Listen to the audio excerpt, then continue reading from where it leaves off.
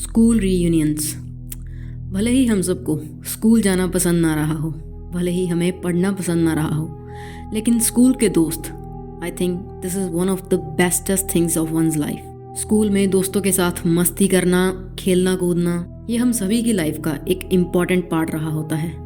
लेकिन जैसे ही स्कूल ख़त्म होता है, हमें इन दोस्तों को अलविदा कहना पड़ता है और फिर कभी शायद हमारी इन दोस्तों से मुलाकात भी ना हो।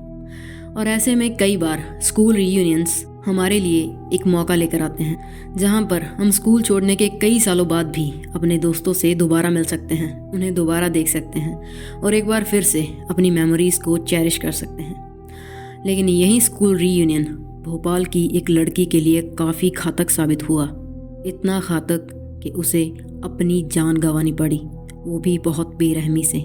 सो without wasting any further time, let's dive into our today's case, Bhopal's Nikitasha Chauhan murder case.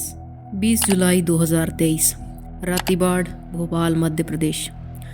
दोपहर के तकरीबन 3 बजे पुलिस के पास एक कॉल आता है कि रातीबाड़ की जुडिशल एकेडमी के पीछे वाला जो जंगल है, वहाँ पर एक लड़की की लाश पड़ी हुई है। ये बात सुनने के बाद पुलिस जुडिशल एकेडमी के पीछे वाले जंगल में पहुँच जाती है, वो भी सिर्फ 5-10 मिनटों में ही, क्योंकि पुलिस स्टेशन वहाँ से सिर्फ 100 मीटर की ही दूरी पर था। लाश की हालत काफ़ी बुरी थी, और ऐसा इसलिए नहीं क्योंकि लाश वहाँ कई दिनों से पड़ी हुई थी, मगर इसलिए क्योंकि उस लाश पर बहुत सारे ज़ख्म थे, जो कि देखने मात्र से ही पता चल रहा था कि किसी नुकीले या धारदार हथियार से किए गए हैं। और उस पर ऐसा एक नहीं बल्कि कई सारे ज़ख्म थे। खैर, पुलिस बॉडी को वहाँ से उठाती है और पोस्टमार्टम के लिए भिजवा देती है, और वहीं लड़की की बॉडी के पास से ही उन्हें उसका मोबाइल फ़ोन भी गिरा हुआ मिलता है। पुलिस उस मोबाइल फ़ोन से उसकी फैमिली का नंबर निकालती है और उन्हें इस पूरी घटना के बारे में जानकारी दे देती है, जो सुनकर उस लड़की के घर में मातम छा जाता है। और इसी के साथ पुलिस को इस लड़की की आइडेंटिटी भी पता चल जाती है। ये लड़की थी 18 साल की निकिताशा चौहान, जो कि नेहरू नगर के पुलिस लाइन में रहती थी।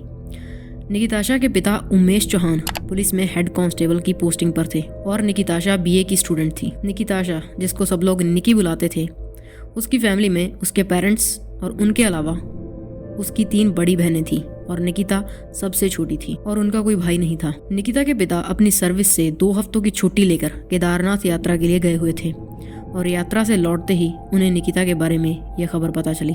तो बॉडी को पोस्टमार्टम के लिए भिजवाने के बाद पुलिस सबसे पहले निकिता के सभी घर वालों से ही पूछताछ करती है कि उन्होंने निकिता को आखिरी बार कहाँ देखा था, या फिर उनको किसी पर कोई शक। निकिता का कज़न पुलिस को बताता है कि निकिता आज सुबह 10 बजे के करीब घर से ये बोलकर निकली थी कि वो अपने स्कूल आदर्श विद्या मंदिर स्कूल जा रही है, जहाँ से वो पास आउट थी, क्योंकि आज उनके स्कूल में सभी ओल्ड पास आउट बच्चों का रीयूनियन रखा गया था।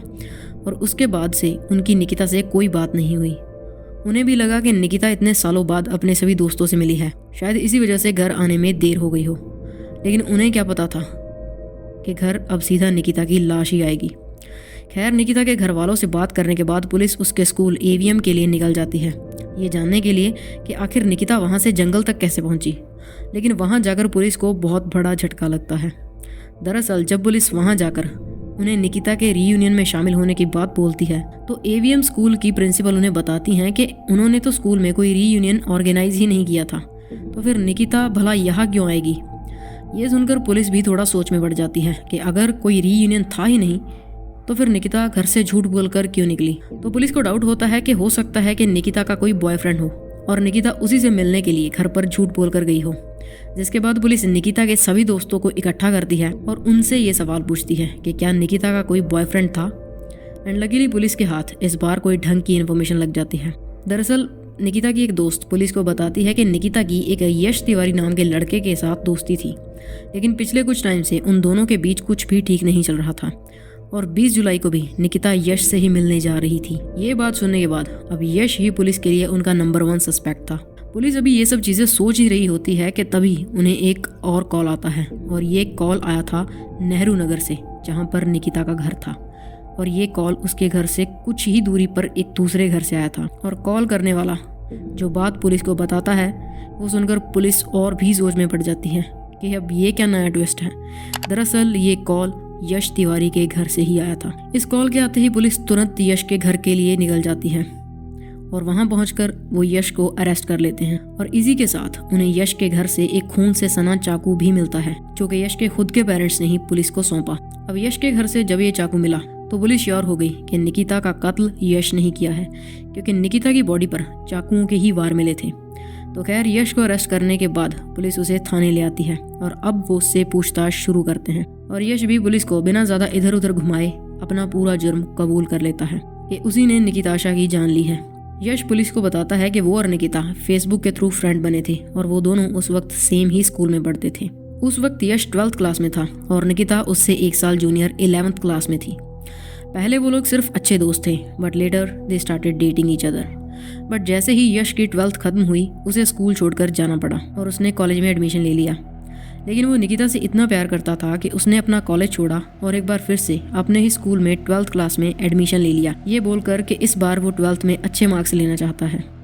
लेकिन उसका ये प्लान ज़्यादा दिनों तक चला नहीं, क्योंकि उसके बिहेवियर से टीचर्स को पता चल गया था कि उसका पढ़ने में तो बिल्कुल भी ध्यान नहीं है, बल्कि वो किसी और ही मकसद से स्कूल आता है। और उसके 12th क्लास में एडमिशन लेने के सिर्फ 3 दिन के बाद ही उसे अपना स्कूल दोबारा छोड़ना पड़ा। लेकिन फिर भी निकिता और उसका रिश्ता अच्छे से चलता रहा and now they were together for almost 4 years। लेकिन अब क्या हुआ कि यश को निकिता पे शक होने लगा कि वो उसके अलावा भी किसी दूसरे लड़के से बातें करती है, क्योंकि अब वो पहले की तरह उसे ट्रीट नहीं करती थी, ना ही उसके कॉल्स और मैसेजेस का टाइम पर रिप्लाई करती थी। और यश को अपने कॉमन फ्रेंड से ये बात भी पता चली थी कि निकिता उसकी पीठ पीछे उसकी बुराई करती है, मगर इन सब बातों को उसने अपना वहम समझकर निकिता के साथ अपना रिश्ता जारी रखा। लेकिन एक दिन उसने निकिता को किसी दूसरे लड़के के साथ चैट करते हुए रंगे हाथों पकड़ लिया, जिसके बाद उनके बीच बहुत बड़ा झगड़ा हुआ और निकिता ने उसे ब्रेकअप के लिए बोल दिया।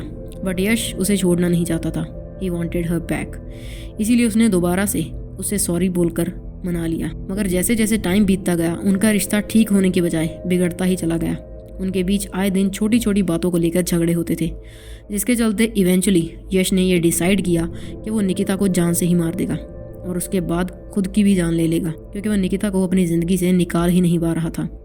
निकिता को छोड़ने का थॉट भी उसे पागल कर रहा था, जिस कारण उसे निकिता और खुद को ख़त्म करना ही एक सही रास्ता लगा। और इसीलिए उसने 20 जुलाई को निकिता को मिलने के लिए बुलाया और उसे अपनी बाइक पर बिठाकर जंगल की ओर ले गया। और अपने इस प्लान को अंजाम देने के लिए वो पहले से ही एक चाकू खरीद कर लाया था और जंगल में ले जाकर उसने निकिता की बड़ी बेरहमी से कई बार वार करके हत्या कर दी।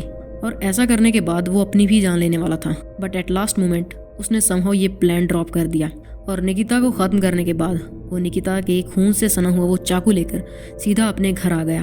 और आते ही उसने अपने पेरेंट्स को सब कुछ बता दिया कि उसने निकिता के साथ क्या किया है, जिसके बाद उसके पेरेंट्स ने ही पुलिस को कॉल करके इन सब के बारे में इन्फॉर्म किया और वो पकड़ा गया। At the end Nikita lost her life and Yash lost his freedom. अब उसे पूरी लाइफ जेल में अपने किए का पश्चाताप करना पड़ेगा। So yeah, this was our today's case. If you find this video informative, please drop a like and do check out this video popping on the screen, and you can also subscribe for more such content. फिर मिलेंगे।